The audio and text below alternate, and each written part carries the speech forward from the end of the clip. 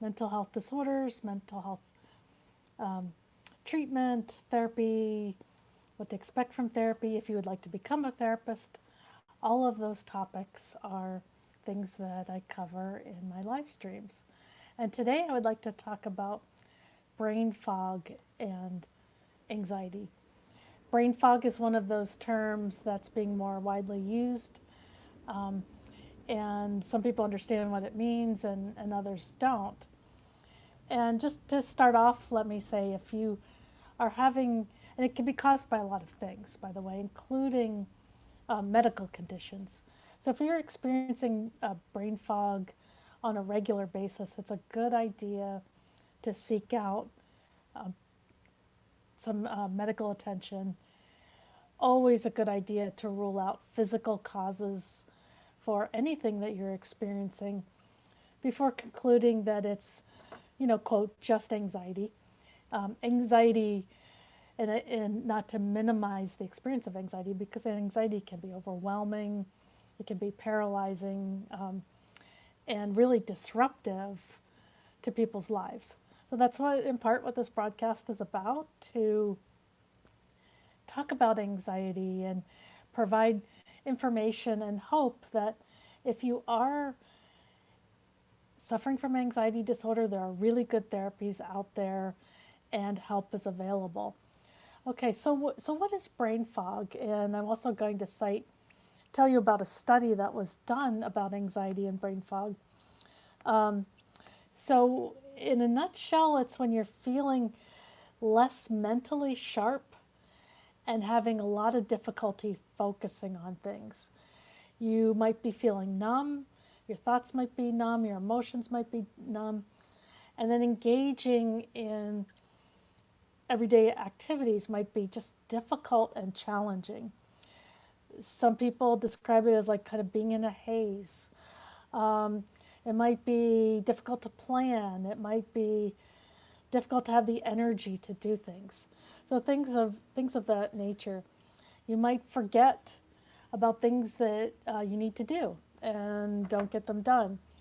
It might take you longer to get things done. You might feel like just frequently distracted and unable to focus, which would then lead to taking longer to getting things done. And you might just feel like really, really tired. So, why does anxiety cause brain fog? Well, anxiety is exhausting and it takes up your resources, your energy, your physical energy, your emotional energy, your mental energy. We talk about this a lot after people experience a panic attack, that there's like that they're just completely physically and mentally exhausted, and some people will like just take a nap or just sink into the couch and not be able to do anything. And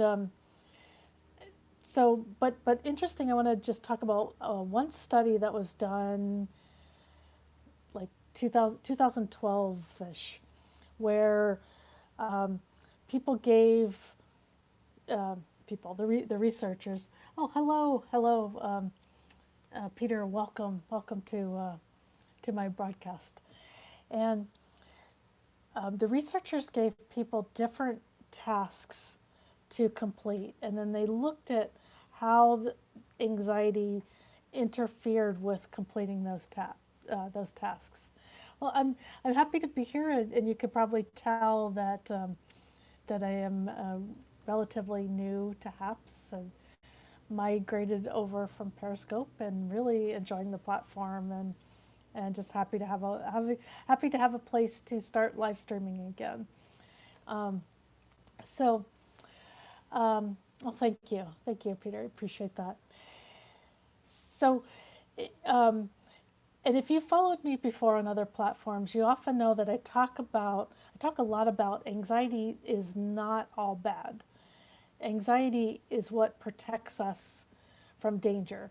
At the very basics, that flight or fight response. That if you're crossing the street and a bus is coming, you need to be able to get out of the way.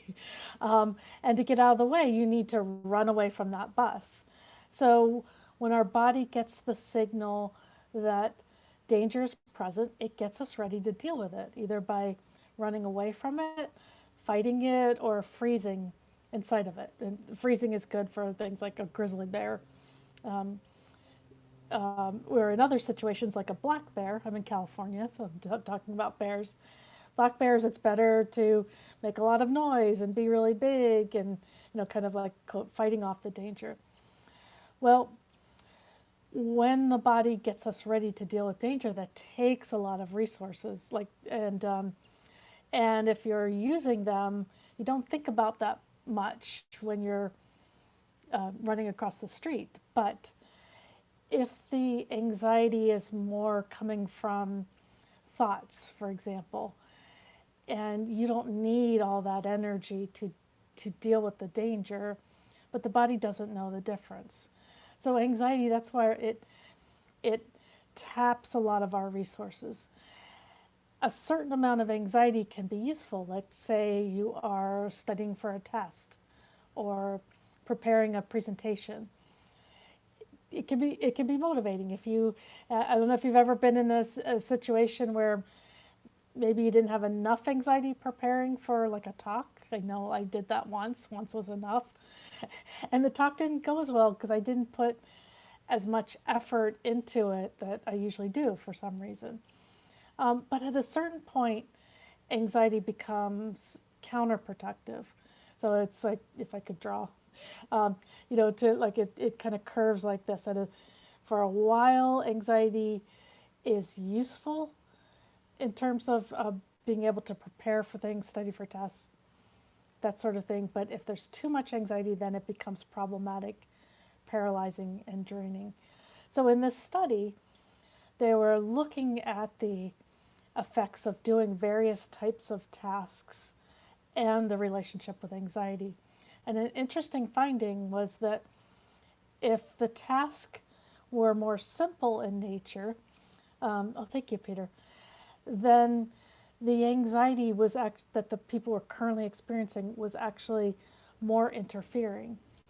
And if the task was a little more complex in nature, then actually the people did better in their ability to focus and um, and and complete the task.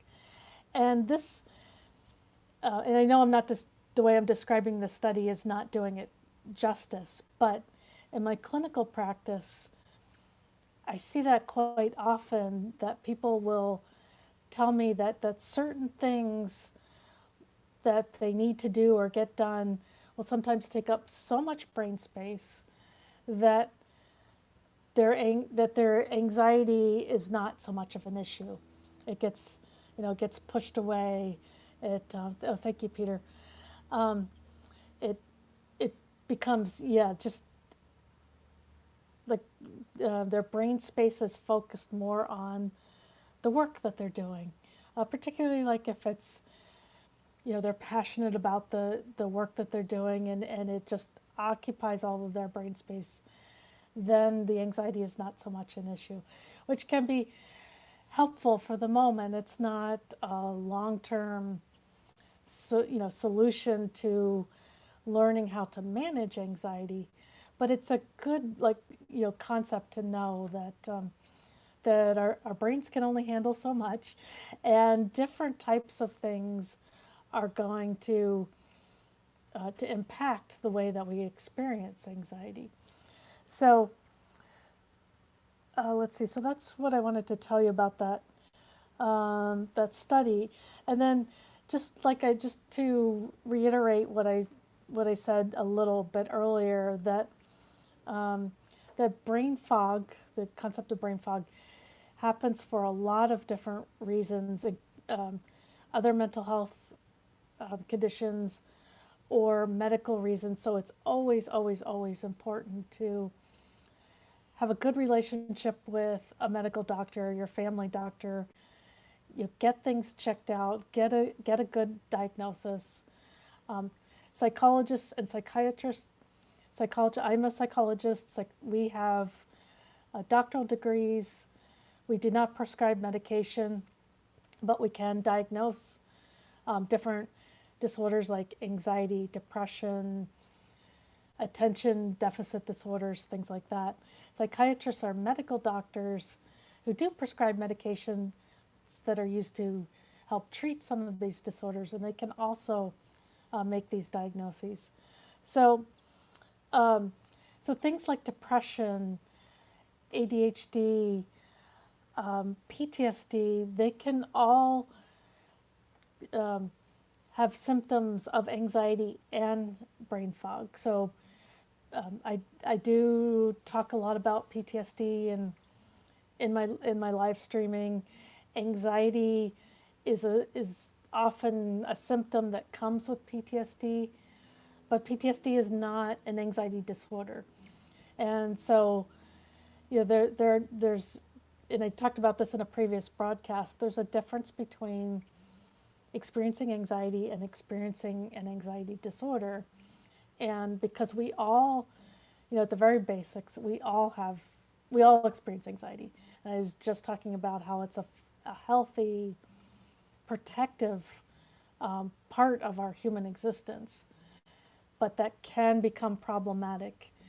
And so sometimes I use the metaphor of if you have an alarm on your car or an alarm on your house, and let's say you set the alarm on your car and you forgot something in your car, and you go back to get it and you grab the handle and you didn't turn off the alarm and the alarm goes off. Your car doesn't know the difference between you, the owner, and somebody trying to steal the car. It just, if whatever triggers that alarm gets triggered, it's going to go off. And that's just like our bodies with anxiety, that if we get triggered, the brain sends a message to the body, hey, there's danger, got to deal with it, gets you ready to deal with the danger. So this is where our ability to learn how to reflect on our circumstances, our experience in our body, searching for triggers for anxiety. I'll talk about that in another broadcast. And being able to slow down the process of when do I start to get anxious versus when it's escalating. These are all the types of things that you can do in therapy. If you work with a therapist who specializes in anxiety, that can help you like gain that insight, slow down that process, figure out what's going on with your anxiety, and then come up with a plan in order to deal with it. And there's two levels of addressing anxiety. One might be the more kind of what we call symptom level, where you learn to control to control the symptoms, like learn how to prevent a panic attack.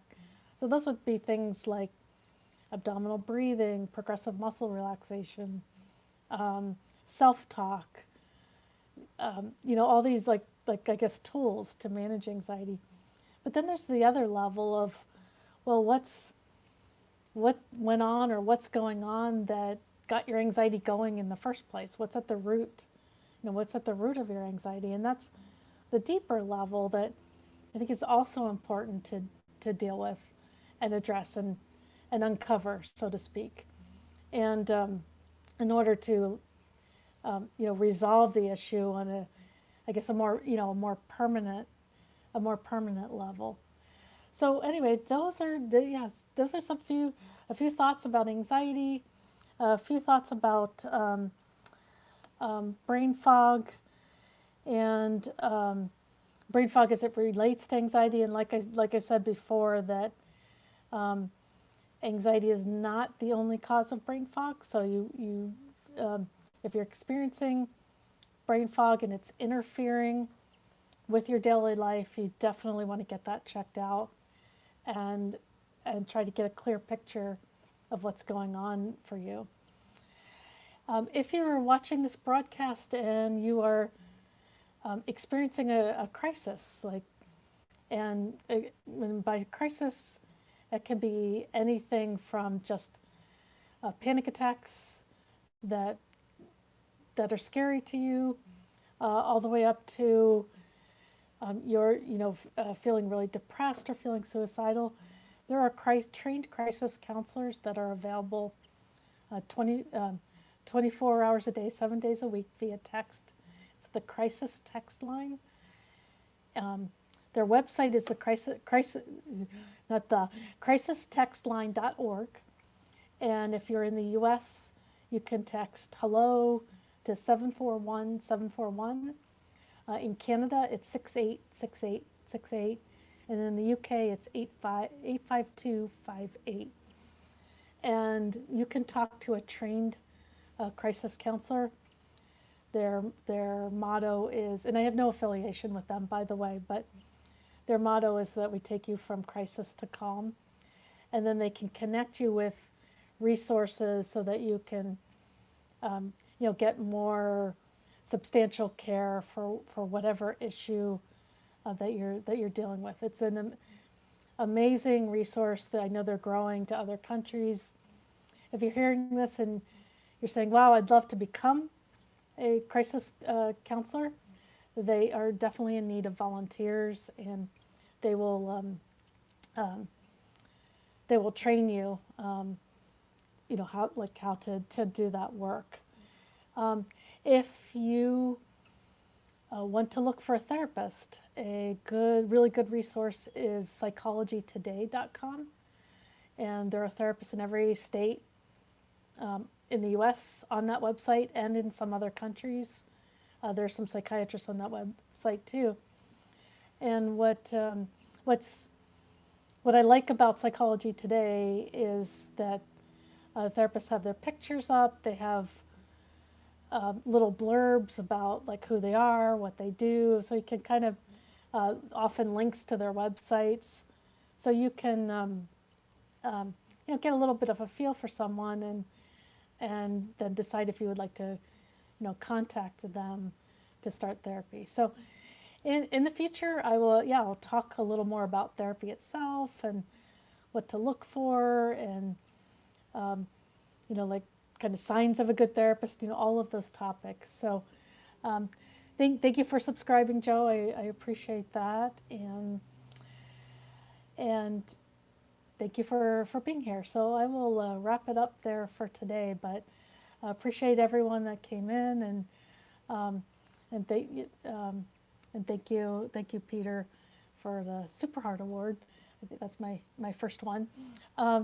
So again, if you came in late, my name is Dr. Jennifer Fee. I'm a licensed clinical psychologist in Southern California, and I broadcast about mental health issues, a lot about anxiety and trauma. Those are my areas of specialty. So hope you all have a good weekend, and thank you for being here.